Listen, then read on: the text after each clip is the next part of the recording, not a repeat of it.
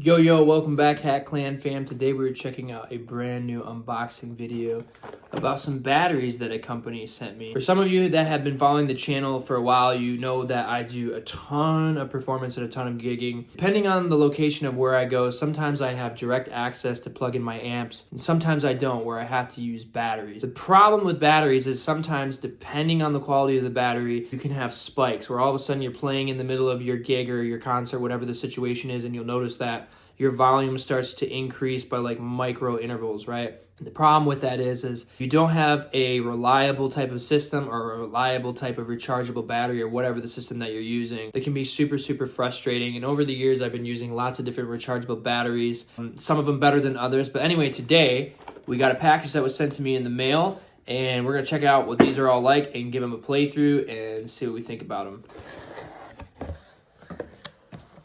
So, what we got here? Looks like we got some cool types of stickers. Okay, so the company that sent these to me is called XTAR or XTAR. I'm not sure exactly how you're supposed to pronounce that. But they sent me 3 sets of batteries here. I think they're all slightly different. These are all in AA format, but they're all 3000 mHA 100 or 2700. So, and then we have a rechargeable kind of brick here too. So let's go ahead and open up one of these, see what we get. Okay, so these are all USB-C, kind of an interesting charging format. And some directions, obviously. And then the actual batteries themselves. Okay, come in a nice little plastic container. So let's open these up, see what these look like. So like I said, these are USB-C, so when you want to charge them, you can plug them in individually like this, and plug them like this, okay. And this one here is the, let's see, I think this is the 3000 one. Yeah, these are the 3000 ones, okay. And there was another one that was 2700, yeah. This one's the 2700 one. I'm pretty sure these are probably very similar, but oh, okay, that makes sense. So these are 8 batteries in the 2700. Now, I'm not really sure in terms of what all batteries make a difference, so let me read some of the information that they sent, and then I can kind of go through a little bit more in greater detail. Here is the charging brick, and then here is the charging. Oh, interesting design. Okay, very interesting. Then your standard USB-C cable here. Interesting. And then some obvious directions. Okay, so I'm going to go through some of this language that was sent in the original email because I don't really know too much about numbers when it comes to batteries and things. I'm kind of a novice. I just plug it in and hopefully it does its job, right? These both sets that were sent to me are what we call the AA CLR 4300. Okay. And then the LR 3000, okay, USB-C lithium batteries, which is this one here. Now, both of them can be charged by either the L8 charger, which is this charging brick, or they can all be charged individually, one of these little units. So if you're throwing this in your gig bag or something, it's a little bit easier to kind of carry around. So the 1.5 volts AA rechargeable lithium batteries I sent to you can be grouped in 2 categories based on their discharge behavior, okay? So they are a constant 1.5 volts output and linear discharge at the final stage of EGAA CLR 4300. Okay, there's some more information here. Because the AAR CLR 4300 and AARL 3000 have different discharge curves, the actual runtime can vary significantly depending on the specific device and load, which is why I received both the AA options so that I can try them in my performance setup, okay?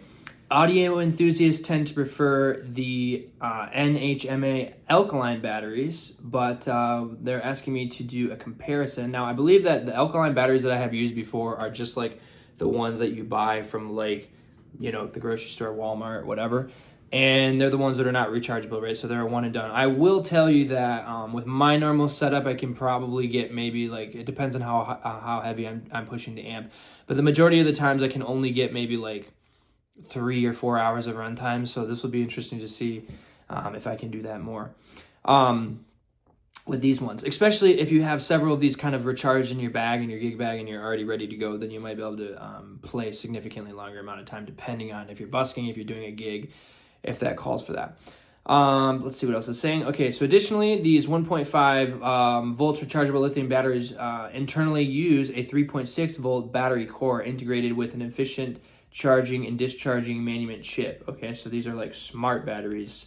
We're in the 21st century here. Okay, using 1.5 MHz synchronous ratification buck discharge, a very technical language here. The inductor inside the circuit can sometimes produce electromagnetic effects. If your device has a frequency tune indicator, this might create some hum or buzzing noise. This behavior is common across all 1.5 rechargeable lithium batteries in the market. So if you notice if any of these audio devices, I'd love to know specifically. Okay, we'll check out that to see if we receive any type of humming or anything like that. I have been using rechargeable batteries in my Roland amp for the last couple of years, and I haven't had any issues of having anything like that. So we'll give it a try out here in a moment and see what it says. Anyway, and there's some cool graphics on here. I'll show you the graphics here in a minute. I'll put them on here so you can take a look at them and you can give me your thoughts.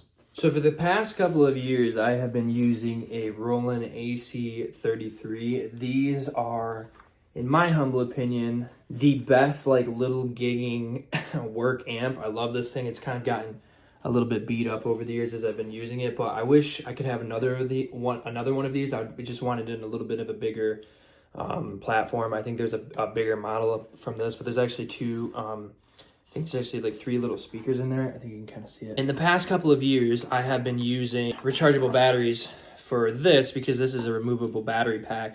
Now, there are other amps on the market that have an internal battery amp. The only thing that I get so paranoid and specifically nervous about is that if I blow that amp up in some capacity or some regard, then the absolute amp is absolutely toast and you can never do anything with it. So I was really highly recommended by some friends to get a amp that had some kind of removable battery pack, so that way if it does get fried, you can replace this and not the whole unit. I think the last time I bought this a couple years ago, this was pushing about $650, so not sure what it would be now. But anyway, so the batteries that I have in this right now, these are EBLs. Yeah, these are 3000 too. So anyway, and these ones come in a standard rechargeable battery thing. They don't have, this is not USB-C or anything. So we'll see what the difference is and see how they compare. So let's swap them out and get some sound tests and see what it sounds like. One thing that I think is worth mentioning is that these come in these little cases, which I really do like. I like the idea that these have their own kind of little carrying case, so that is kind of convenient. So you can just throw them in your gig bag or whatever, or however you do your gigs. So I have my Godin plugged in. This is my Godin Grand Concert Deluxe. Super awesome guitar. If you've never seen my videos on this, you should definitely check out my review on this guitar. But anyway, it sounds really, really, really clear. No issues of hearing any feedback or any kind of buzz or anything like that, as the email suggested. This is all plugged into my Roland AC33. These were the batteries that I was using beforehand.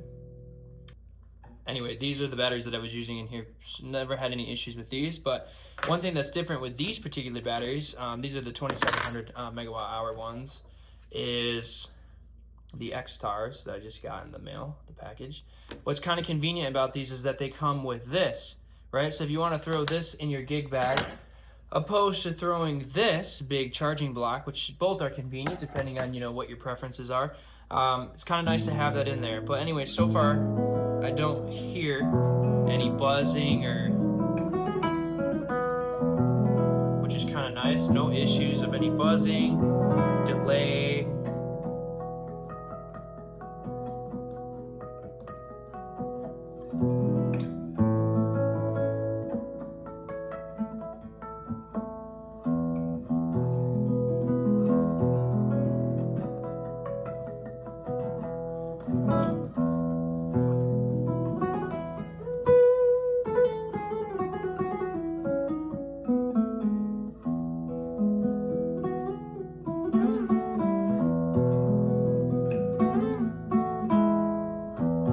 So anyway, it sounds really, really good. Not having any issues of anything like that.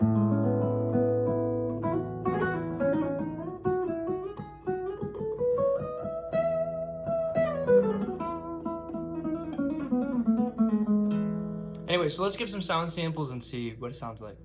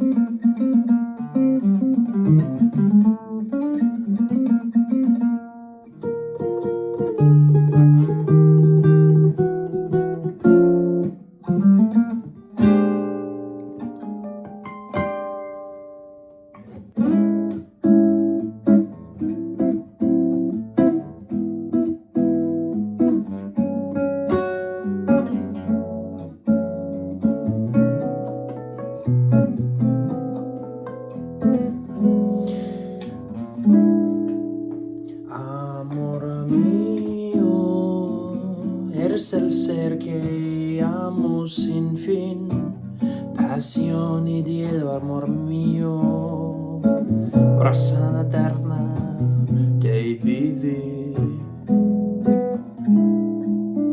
En amor mío, mi vida es toda un vacío sin ti. Quiero que me sientas cerca y así tus ojos en mi amor mío.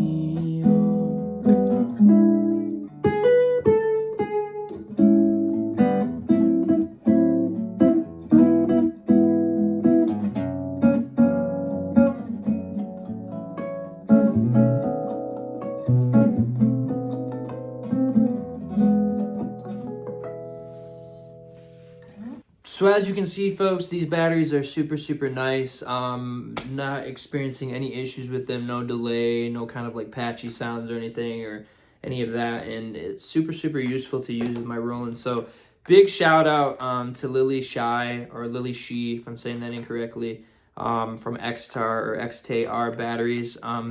I really like the product, so it's got my full review. I have the links in the description if you want to check these out for yourself. Anyway, so thank you so much again, Lily, and we'll see y'all in the next video. And yeah, it'll be super cool to see how these hold up over the long course of using it in and day out.